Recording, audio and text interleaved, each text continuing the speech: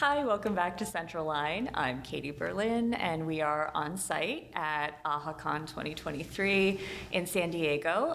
We have been speaking to a lot of people here, and it's fantastic to be out of my little home office and among so many inspiring people. We have a very inspiring person here today, Dr. Peter Weinstein. Welcome to Central Line. Hi, Katie. So good to be here. I thought this is where you were putting in a central line before you started chemo or something on me, but I came in and they put headset and a microphone in front. Yeah, the Central Line name is thanks to Jessica Vogelsang. She's so good at naming things. So it's a superpower, being able to come up with just the right name. And, you know, we get at the heart of things. Oh, touche. All right. Well, could you do a bypass on me while we're sitting here? Or? Yeah, nope. No. Surgery? Nope, nope. Definitely not my bag. Okay. But there are a lot of surgeons in the building, so we probably could figure that out. Hopefully that won't be necessary. Hope not. Peter, would you mind just giving everyone a little bit of bio on yourself, who you are, and what it is you're really excited about right now? Well, thank you. And I'm a veterinarian.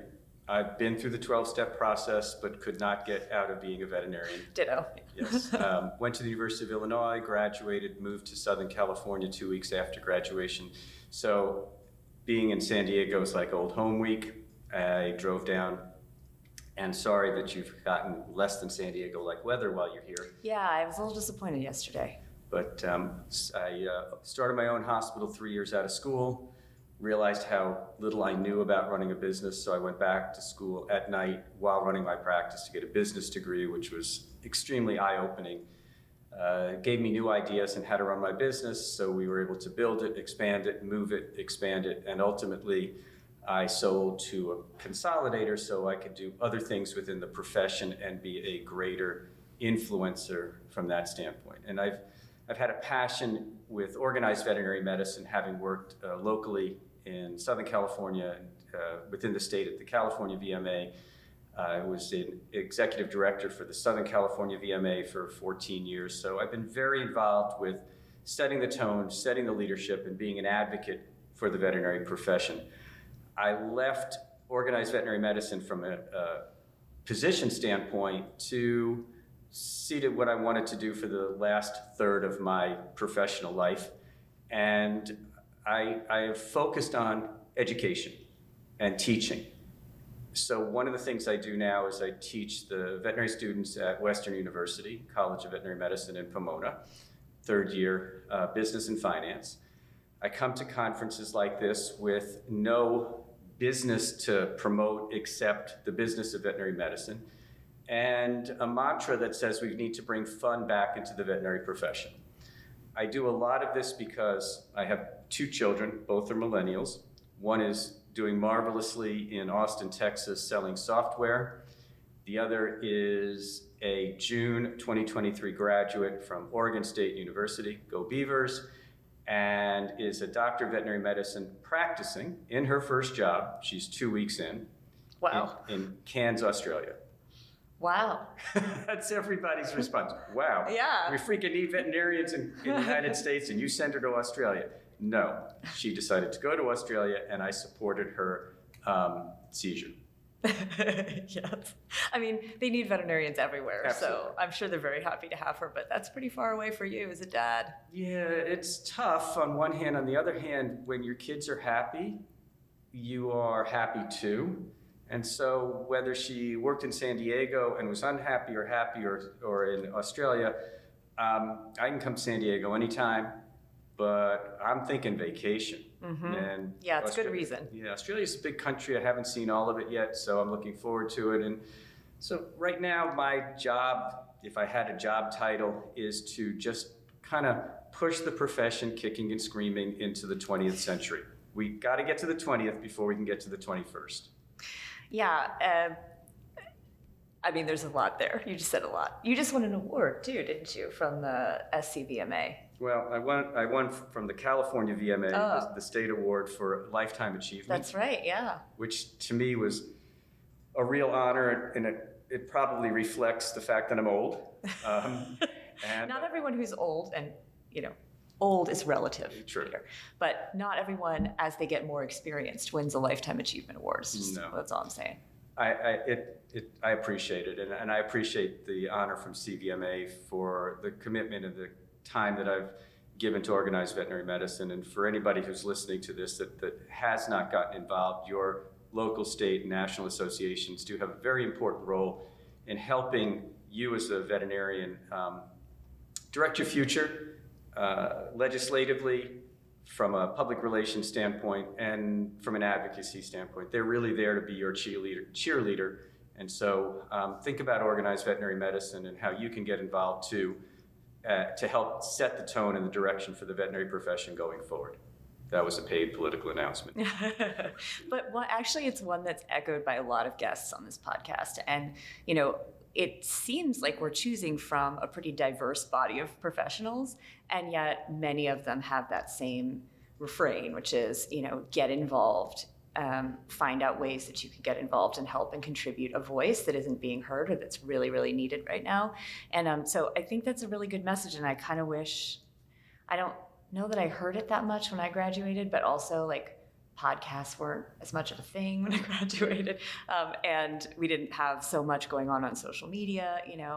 I had a BlackBerry when I graduated. So, it's not like it was ages ago, but you weren't looking on Facebook all day. And I feel like now that messaging can be everywhere. And I think it's really important that it be. You also have a podcast. Correct. Peter and Phil's Courageous Conversations. Correct. And you've been doing that for a couple of years now? We've been recording for over 3 years, and we've got about just over 2 years worth of content that's online. You can find it at Spotify, Apple, or any place that you listen to your podcast. Or you can go to our website at www.peterandphil.com. Dr. Philip Nelson and myself talk about social issues. We talk about the veterinary profession. We talk about sports. We talk about music. We get on every couple of weeks or weekly for 3 hours and just sit there and shoot the stuff.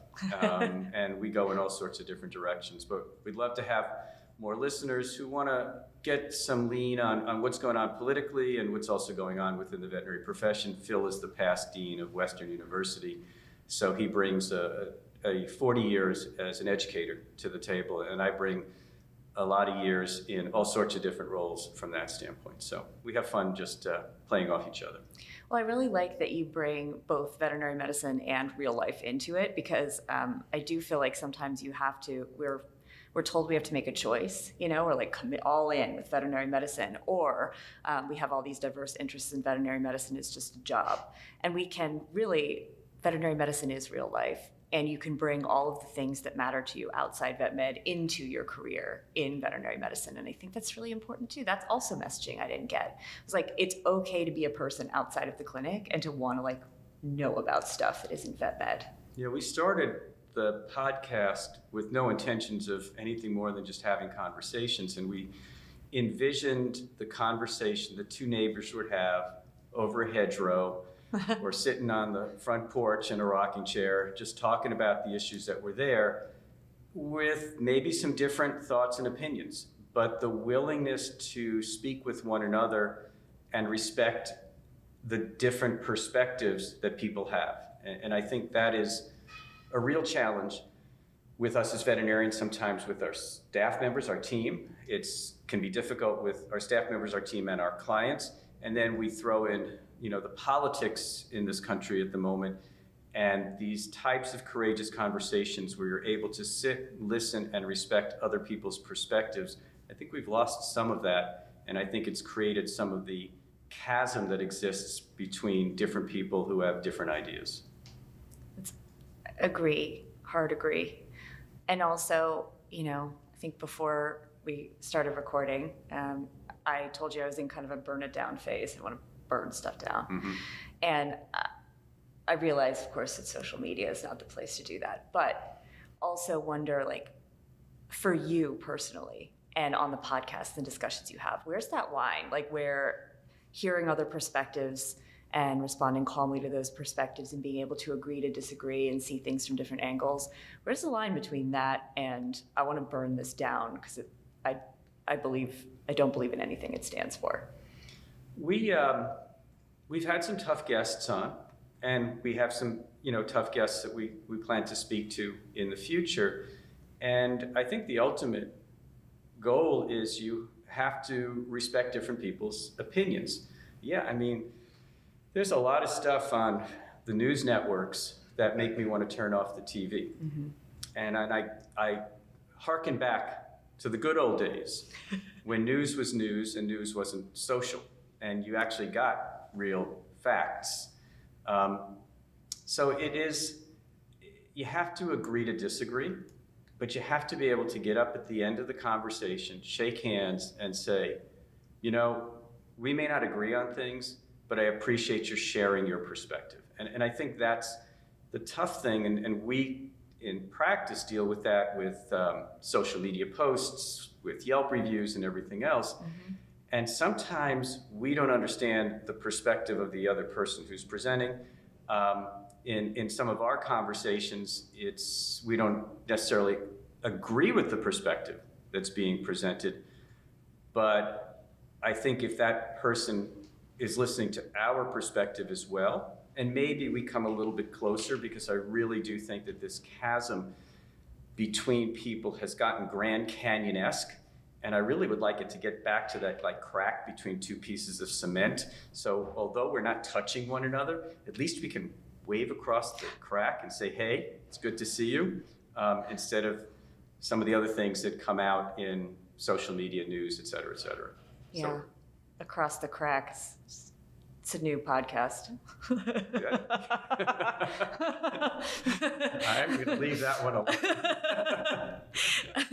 So I think that's good. You're more measured than I am in how you express that, and that's good. I mean, I'm going through a phase right now for sure. I'm a little bit hot under the collar about some things, and I need to do a better job of listening to other perspectives. And I think a podcast is a really good way to do that, because you can't you could, but you don't want to be the guy that's screaming at someone on a podcast. So. Well, and Phil and I don't agree on everything, and he will present his point and say, I don't know what you're trying to say, but I don't agree with it, which is fine. Yeah, that's good. But I think when we were talking about your future, what's mm-hmm. the world of Katie Berlin look like in the future? I think you have to rattle some cages, and I was having this conversation with Dr. Jessica Vogelsang last night about change, and I think change starts at the grassroots level. It starts with one person having a message, and then finding a second person and 4 people, and it's much easier sometimes because of social media, because of how connected we are, although we're currently, we're connected and disconnected. Interestingly enough, mm-hmm. I think doing that grassroots approach and finding other people who are willing to listen, be a part of the conversation, and look to make change can take a whole bunch of speedboats and move things much quicker than the Titanic, which doesn't recognize that it's an iceberg ahead and keeps arguing with the fact that no, it's not an iceberg. So yes. I love what you said about connected and disconnected, and how now it's so much easier to find other people who can believe what you believe and want to support the cause you're championing. Mm-hmm. And then also, I hear people say that in-person conferences are changing. Sponsors are finding that their return on investment isn't as good when they go to conferences, especially if it's not one of the big ones. And at the same time, the people that show up to in-person conferences, I feel like, are engaged and looking for that kind of real life connection. And so to me, it seems like what we're doing is just sort of sorting through people to see what's important to them at that time. And you can make virtual connections all day long, but there's nothing like being in the same room with people and feeling that energy all together. You just don't get that on Zoom. So this is my 3rd conference in 8 days.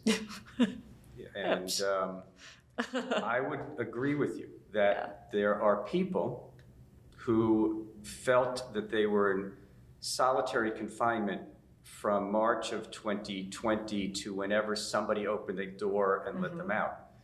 And now the energy, the enthusiasm of those people who are coming to conferences, plus the attendance, numbers reflect a group of individuals who are really looking to re-engage. Yeah. Now, there are a whole group of people who are very happy, Yes. totally disengaged. Yes. And they can have their disengagement conference, which will basically be people sitting in four corners of a room not talking to one another.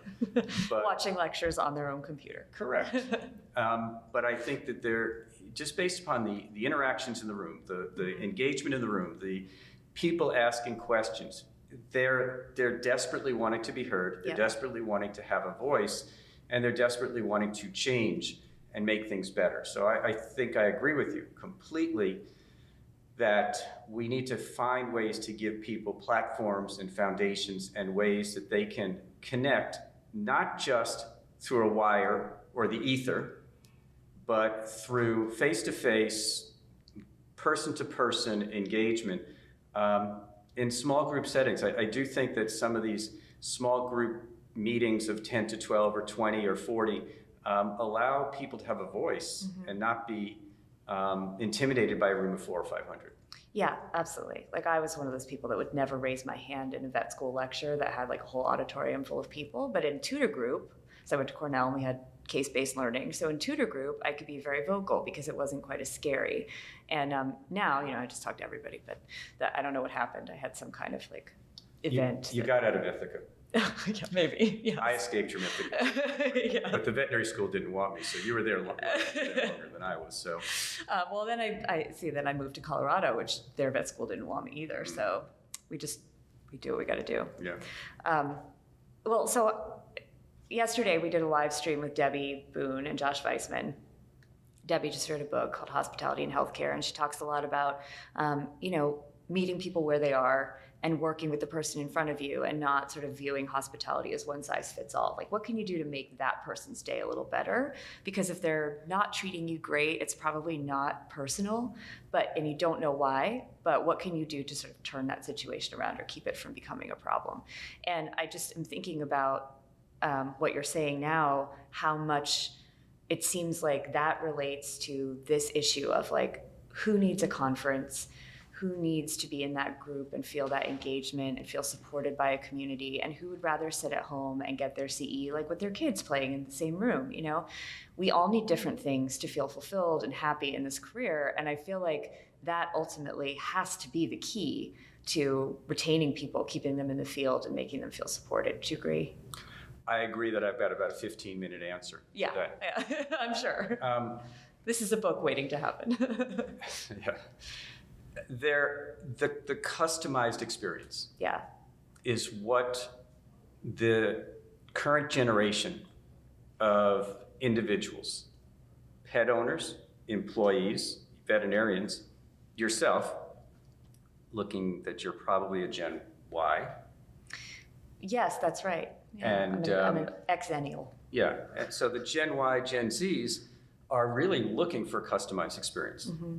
And we should be building customized education that they can go to that meets their needs. Now that could be virtual, it could be small group setting, or it could be a group of 40,000 at a football stadium, however they want it. Not all sizes fit. Yeah. And that's what the internet has provided. It has provided communities where people can find where they fit. Whether they are a round peg or a square peg or a triangle peg, they can find the right hole.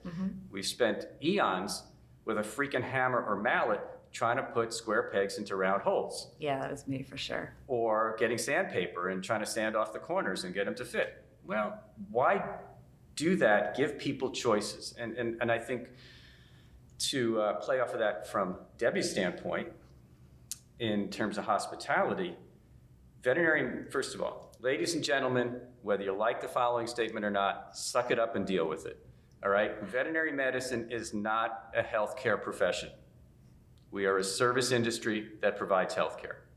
And as a service industry, it means our clients are looking for an experience, and they're looking for a customized experience. They're looking for an experience that is built around them and their pets. And that means we can no longer be transactional. we have to be relational. We have to relate to people. We have to relate to their pets. We have to know their name. We have to know their pets' names. We've got to freaking know their pet's gender, because there's nothing worse than getting sex wrong. And can I say that on this podcast? Yes. Okay, that's good.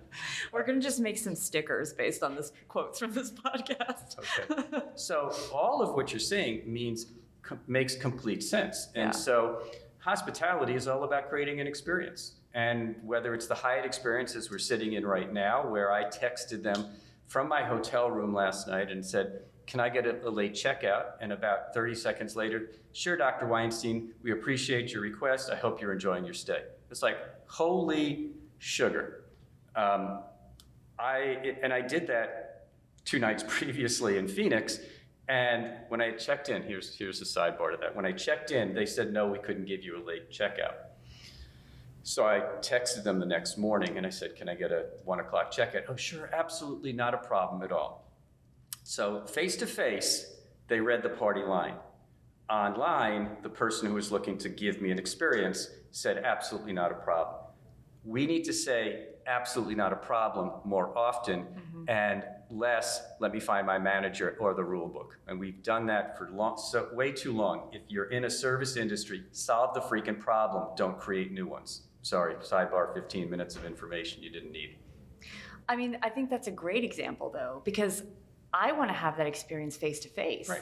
I don't actually expect somebody to go the extra mile over a text message. I'm expecting a bot or like someone in India to answer my text message if I'm texting a big company especially. But like if I'm face to face with someone and they can give me a moment, I think Debbie called it creating a delightful moment for people, like empowering your team members to create that delightful moment for people, that could make your entire week different. And I was checking in here actually, and the person, he was a very sweet guy. I think his name was Ian. Shout out to Ian for great manner at the front desk. He was like, well, you're going to get a wonderful room. It's a corner king. It's up on the 28th floor. It's beautiful. The view is incredible, but it's not quite ready yet. So if you want to go grab a drink at the bar or something, and then we'll text you when it's ready. I was like, I'm going to get a great room. You know, I wasn't like, oh my God, my room's not ready. I'm so tired. I was like, oh, I can go get a drink and I'm going to have this corner room. And then 3.5 hours went by. And I went up to the front desk and Ian was not there anymore. And the poor person who was there had to deal with me being like, I thought it was just going to be a few minutes, you know, and she was wonderful. And she gave me a different room, which also was a corner king, and it was fine. Everything was great. It was a beautiful room. But I would have probably appreciated either the truth or a text message within a few minutes, you know. So let me play off of that. Yeah. Let's say you're a client in a veterinary hospital. Yeah. And you come in and you're the only one in the lobby, except the receptionist, the greeter. Mm-hmm. And they say, you know, we'll be with you in a few minutes. Mm-hmm. And a few minutes becomes 10 Mm-hmm. and 15 and 20. And they didn't say, go have a drink in the bar, your room will be ready shortly. Right, you're sitting in a waiting room. You're sitting in a waiting room, which is such a bad term. Why do we call it a waiting room? Because we define it as the fact that you're going to have to freaking sit on your butt and wait. Right, or you're in your car, Right. which is also not fun. No. Well, and you know, I think more Tesla chargers were installed in veterinary practice parking lots Right. during COVID because of that 4 to 8 hour wait. Yeah. But why aren't we communicating in the same way that Ian kind of dropped the ball? And it probably wasn't Ian's fault because No. he had 43 other people to deal with after you. Yeah, But there should have been some sort of automated cue or something else that basically tapped you on the phone or the Yeah. shoulder and updated you. Well, there's no reason that a client service person in a veterinary hospital can't turn and say, hey, Katie, Dr. Weinstein's dealing with an emergency. We know you've been here for 15 minutes. Here are your choices to make it more convenient. You can drop off Bluto and we'll take care of things and you can pick them up a little bit later. You can reschedule and come back at another time and we will give you a 50% discount on your next visit. But what we're trying to do for you is make your experience go from rah, rah, rah, rah, rah, to, oh, that's so sweet of you, Crystal. Why don't I just drop off Bluto? I got to go do some shopping over here at CVS and Mother's Market or whatever the case may be, and solve the problem. But we too often create more problems by being afraid to go tell Katie why they're waiting and all Katie does is start to get dagger eyes. Yes, I was delighted when I checked, when I did the pre-check-in thing, Right. and he told me I was going to get a great room.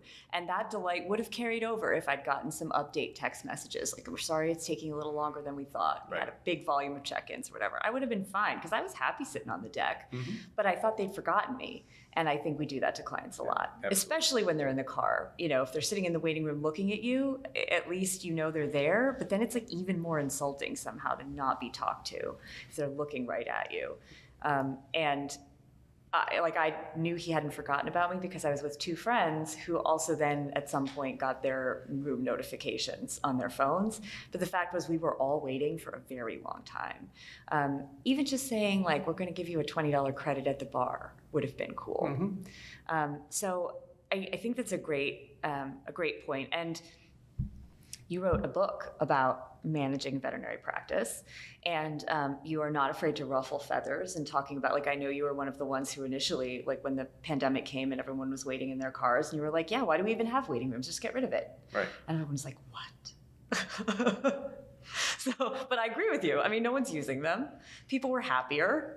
They could get a coupon to Starbucks, go get a coffee and come back, Right. know, and you have a saying that basically encompasses why you should take yourself off the floor sometimes, like watch the processes in your practice and take some time away from being a doctor or manager or whatever, and actually just sit down and think about what do we need to make better and how can we do that? What's that saying? Wanji. Yeah. Work on, not just in. Wanji. And as a business owner, and actually as a manager, when you are so deeply embedded in the day-to-day operations of your practice, you rarely know what it looks like in your waiting room, reception area. Mm-hmm. You come in the back door, you go out the back door, you avoid the front because you don't want to get hogtied by a client who wants to say, hey doc, how you doing? Yeah. So you have to pull yourself out of the business physically and mentally and take a look at your business from 35,000 feet and figure out what the big picture looks like. How close are you coming to the vision that you had? Are you living your mission? Are you living your values? So working on your business means stopping the technical work that we do every day in our businesses and thinking about how close our business is coming to the dream that we had when we opened it. That also assumes that you actually had a vision or a dream and you didn't just open a business to make hamburgers and you're making hamburgers, but you have no clue what the hamburgers taste like. This AHA podcast is brought to you by Care Credit. Care Credit understands that all veterinary teams are busier than ever. To help patients get the care they need, the Care Credit Health and Pet Care Credit Card allows clients to access a budget-friendly financing experience anytime, from anywhere on their own smart device. They can learn, see if they pre-qualify, apply, and even pay if approved, all on that smart device. With just a tap, they have a friendly, contactless way to pay over time for the services and treatments their pet needs, whether it be a general, referring, or specialty hospital, as long as they accept the Care Credit credit card. Yeah, know what the hamburgers taste like. It's another piece of merch right there. Yeah. It's another sticker. And I have a copy of your book, which I think you wrote that in it because I won it in a contest. And I sometimes will think about that when it comes to culture, just any place that I work, because it is so easy to get caught up in the little stuff every day and not think about that. So this is a really good message. So the theme of this conference, 2023's AHACon, very first AHACon, the theme is level up. What does leveling up look to Peter Weinstein? So before I get to leveling up, I will get to it, I promise you. Okay. Every year in San Diego, they host Comic-Con. Yes. And I hear it's getting too big for San Diego now. Well, when I told my wife I was going to AHACon, she said, bad. Unless everybody's going to be wearing a costume, it's just not the same. I said, these are veterinarians. They live in a costume. Yeah. That's a good point, yeah. So next year, AHACon, which I believe is going to be in DC. Don't miss it. Next year, AHACon, Washington, DC. Yes. Everybody should come dressed as their favorite president or some other politician because it's in DC. It's not going to, I'm probably going to get myself into trouble for saying all of this. It's not just about the veterinary experience, it's about how you get dressed up. And they will have a costume contest next year for the best dressed veterinary team member who comes dressed up as a politician to Washington, D.C. Okay, getting back to leveling up. I mean, I'm not in charge of that. I think it's a great idea. So, but it's not me who's going to have to pull it off. So that's why I think it's great. Good luck, Jessica. Yeah. We're not going to edit that out. So leveling up. Yeah. What do I think about leveling up? Leveling up to me is like being in an elevator and you go from floor to floor to floor, ultimately reaching the top level. So I think each person as an individual should be looking to grow 1% per day. Just a little bit, just a small growth in some fashion. There is a thought, not for me, but the difference between water at 211 degrees and water at 212 degrees, if I've got that right, is the difference between water and steam. And we have found that steam can be very useful, water can be useful too, in terms of energy generation. So all I'm suggesting to level up individually or in a business or in a career is just to look to make constant improvement every day, to aspire to a new level every day. So whether it is that 16-year-old, I want to be a veterinarian because I read James Herriot, Kennel Kid, or the associate who decides they want to become an owner, or the customer service person who goes back and gets some courses in business and wants to become a practice manager or a CVPM. I think it's the role, the responsibility of every business owner to help their team level up each day, every day, all the time. Otherwise, you are providing people with a job and not a career, and I think that's one of the biggest problems we have in this profession. It's not that we need more people. We need to do a better job of keeping the people that we have by giving them opportunities to grow, contribute, get better, give them the respect that they deserve, give them more responsibility, and give them recognition for all of the things that they have done to make your business successful. Because, ladies and gentlemen, we don't do it by ourselves. This is a team. It's the only way we can do veterinary medicine. Well, that's a mic drop right there. And that's true no matter what, what that role is. If a kennel assistant wants to stay a kennel assistant, there's nothing wrong with that. That doesn't mean they can't grow within that job and assume more responsibility and learn more skills. And I think that's been such a valuable lesson from really good leaders that I've seen, and also from leaders I've had and worked for that weren't that great. That was the difference, was they were invested or not in helping me and the people around me, even because I never wanted to be an owner. And a lot of times people thought that meant I didn't want to work. I just didn't want to do that work. And I think that's a really big point. Yeah, I mean, you're hiring a seed. Yeah. You're planting it. Now it's up to you to add water and a whole lot of fertilizer, because in this profession, we have no shortage of fertilizer. That's right. So, and by giving them some sunlight, some water, some fertilizer, growing that seed into a mighty oak or a redwood or whatever it wants to be. It could be a weed, but I think sometimes we pick the weeds, and sometimes we pick bad seeds. And sometimes we have to figure out which are the right seeds and which are the weeds that we actually need, because they provide energy, some sort of nitrates to the soil in which they're growing. Yeah, also cement. Like, I've seen weeds come up through like places that weeds should not be, and that's very inspiring to me. Like, I work for I live in a rental house, and the landlord, like in my lease contract, it says I have to spray for weeds. I hate doing that because I think weeds are like really cool. They're so resilient. Like the fact that I have to spray again because they just keep trying to pop up through the rock beds. I don't want to kill those. Like they're my buds. And you think about the term growing like a weed, which we use for our kids and for our puppies and everything else. There's nothing in there that says killing like a weed. It's like what we should be helping the dying weeds like grow. a weed. Yeah, I don't want to die like a weed because someone's like, psh, psh, don't want you here. Yeah, so we have to figure out ways to make weeds live symbiotically with weeds because they can contribute in some way, shape, or form to the environment. And you don't know what that seed is going to grow up into when you get it. You just get the seed in, and it's up to you to make sure that it grows to whatever its capabilities and capacities are. Don't limit the sun, don't limit the water, and don't limit the fertilizer.